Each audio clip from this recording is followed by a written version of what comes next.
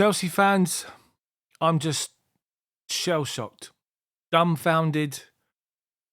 I can't believe how boring we are. I did a video, the Dortmund live match commentary, a couple of weeks back. And I cut some of that video and put it into shorts, basically saying to all those people with negativity about Chelsea, it was the first time in a long time we were positive. We created loads and loads of chances, couldn't put them away, but created loads of chances, got done by a counter-attack and a sucker punch. But apart from that, better team, dominated the game, created numerous chances, should have scored, hit the post, and it was a step forward. What the fuck has happened since then? Southampton and yesterday, in arguably one of the biggest games of our season, I'm just sick of excuses now. The last video I did, I said, is everyone to blame? Now, I'm just going to focus on Graham Potter for a minute. Why on earth he continues to persist with Kai Havertz as the striker? And Kai Havertz is not, I keep banging on about it on this channel, he's not a centre forward. He hasn't got striker's instinct.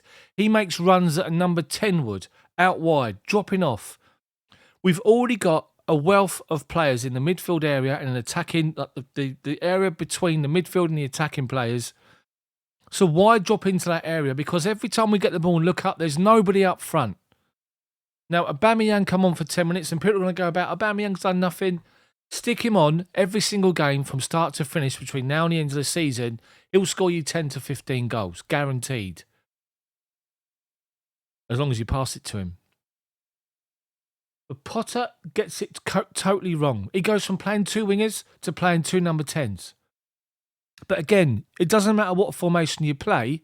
If you're playing with somebody up front who doesn't stay up front, who doesn't make the runs in the channels in between defenders and stay the width of the penalty area and go no wider and stay and keep the two centre-backs occupied and try and play off of him, trying to play around him, what's the fucking point? Now, I'm sick and tired of Graham Potter's excuses now because at the end of the day, he's still got international players to pick from. Players that are there at the football club and in the squad because they are a talent. Whether they're established talent, a new talent, whether they're an up-and-coming talent, or where they're people that are expected to deliver week in, week out. There are still players in that team, despite those having injuries in the past.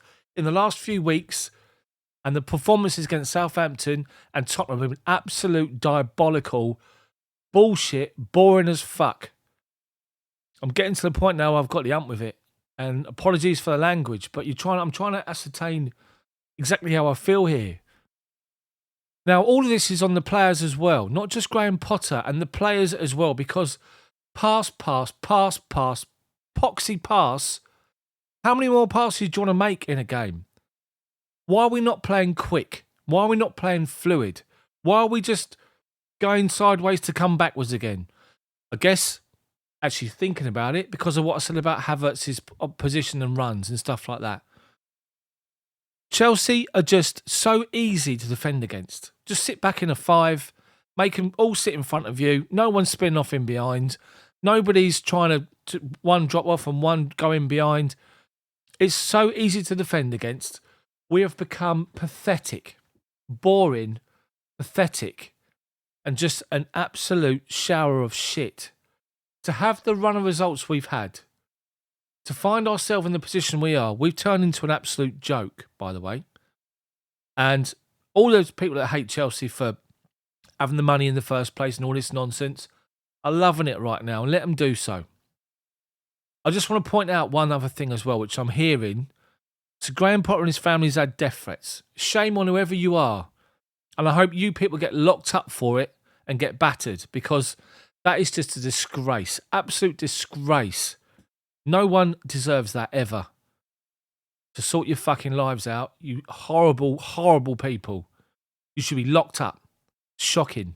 Anyway. We now got to look at the situation and ask ourselves the question, can Graham Potter and the players pull themselves out of this in the next two games, Leeds and Dortmund? There's reports that he's under extreme pressure, and if the results don't go the same way, then Todd Bowley and the ownership team might have to react and do something. It's not just Todd Bowley's got to react and do something. Potter's got to react and stop making excuses, stop dwelling on the past, and focus on where we're good at. The players need to liven themselves up. They need to pull themselves together, get a collective, and sort this shit out as well. It's on everyone here right now. It's not on one individual player, one individual person. It's on everybody. So, for me, the only answer that you can do, the only solution you could have, is to sit there as the manager and sit and look at your squad and go, right, what is my strongest 11? What are the best players that I've got in my squad of 30 plus players for each position? And what formation suits those players? Sod the squad rotation. Sod changes. You deal with that after. Get yourselves a pen and a pad and write down who's the best goalkeeper I've got, who's the best left back, left-sided defender, centre-backs that I've got, right-sided defender. If it works in that you've actually got 3 great centre-backs, play with a formation that's got 3 at the back. If you've only got the 2 stand out and you have to incorporate other midfielders and attackers to compensate for playing a 4 at the back, then do it. Decide on the best players you've got as an 11 in their attacking positions or in their defensive positions, and build a formation that suits individual players in that 11. There's no point playing Raheem Sterling on the right-hand side. Stick him on the left. That's where he's dangerous. That's where he feels comfortable. Against Southampton and against Tottenham, he's looked lively and he's looked positive, which is good. Decide on what your best 11 is and work on a formation that suits them. And then you feed other people into it with changes in game. Don't chop and change. Hakim Ziyech has done nothing. Absolute nothing on the right-hand side. Because whenever he gets the ball, he's got his back to goal, he's got someone up his arse and he has to keep passing it backwards. He needs space. He's not going to get space in where he's playing. So we have to decide, do we go with attacking wingers and take the game to teams? Do we really go after them? Or do we sit and play the way we've been playing? It's the only way is to sit there and work out your best 11 you've got in the squad and then work out a formation that suits them and then stick with it between now and the end of the season. The players, the playing staff, whatever you want to call them in the squad that are not involved will have to understand the situation we find ourselves in is dire. It's desolate.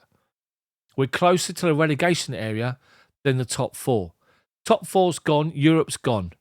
Game by game, we take it. We work with the strongest 11 and we stick with them.